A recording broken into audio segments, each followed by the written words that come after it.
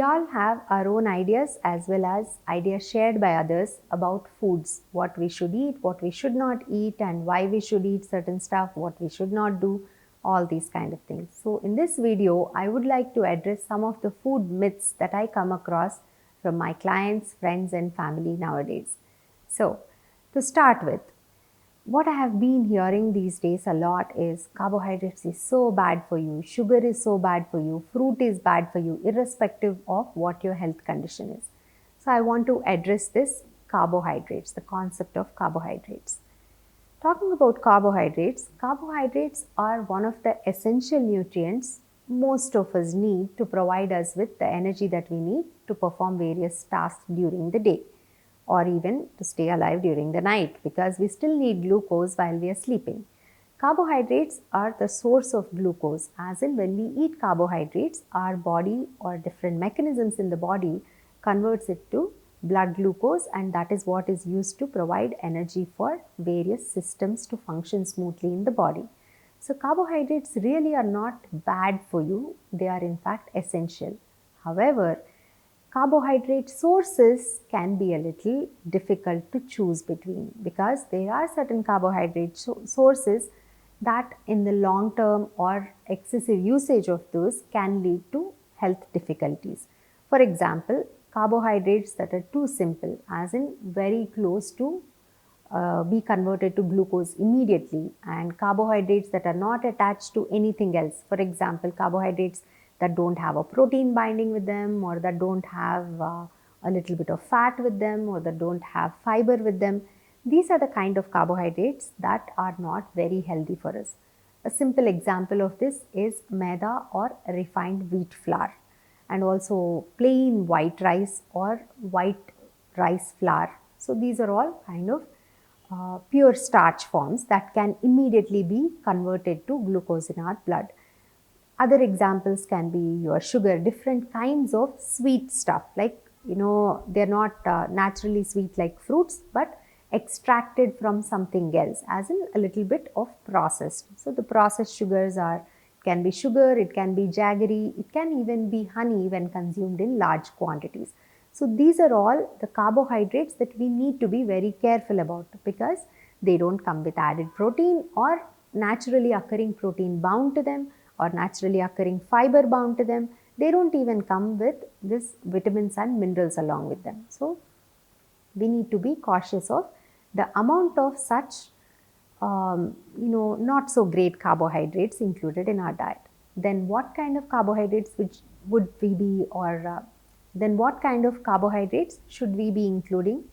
The carbohydrates that we have in our diet, or that should be part of our diet, majorly should come from your minimally processed grain and grain products, like whole grain and grain products, different kinds of pulses as well.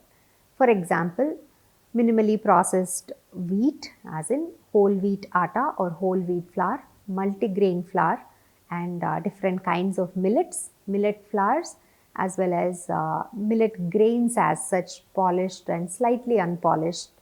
These are all even different forms of rice, unpolished rice, not extremely polished rice, but unpolished rice, wild rice. These are all things that you can get your complex carbohydrates, also special carbohydrates from, value added carbohydrates, because they come with vitamins, minerals, and fiber attached to them. Additionally, I was also telling about the pulses being good source of carbohydrates. So different kinds of pulses and beans, like green gram, red gram, Bengal gram, and all these things. And also different kinds of beans like kidney beans, cowpeas, chickpeas, all these things. They all have a little bit of protein in them, but they also have good amount of complex carbohydrates. So these complex carbohydrates in lentils or pulses, they're all bound to a little bit of protein and also a little bit of fiber. Additionally, these are also excellent sources of vitamins and minerals, especially different kinds of B vitamins, and pulses and legumes are also good sources of calcium and iron to an extent. So these are the carbohydrates that you want more in your diet. And there is another set of carbohydrates that you may get, but in limited portions. These are your fruits and dried fruit. Fruits, again, they have a lot of carbohydrate. However, Fruits also have a lot of water in them. So even when you eat one whole fruit, say for example one whole banana or one whole apple, it still has about 15 to 20 grams of carbohydrate maximum, and it would still be considered a moderate amount of carbohydrate, not excessively high quantities of carbohydrate. Additionally, all the fruits, when freshly consumed, would give you a certain amount of vitamin C and a lot of antioxidants in various forms. So fruits are these good carbohydrates, but should be consumed in moderate quantity because they don't have a lot of fiber and a lot of protein to bind with it. So fruits are usually just carbohydrate sources with antioxidants and some vitamins, little bit of fiber, a lot of water. So these are the carbohydrates that are good, and the extremely processed ones are the ones that you want to regulate or minimize consumption of. As long as you can make a distinction of these two and include more than 90% of your carbs from the good kind of carbohydrates, you can happily consume carbohydrates and still stay healthy. Don't keep the carbs away, just keep the extremely processed carbs away. Thank you for watching. If you like this video, please like and share this video with more number of people who might benefit from this information. Also, for more health related and diet related content, subscribe to Nutrifulyou. Thank you.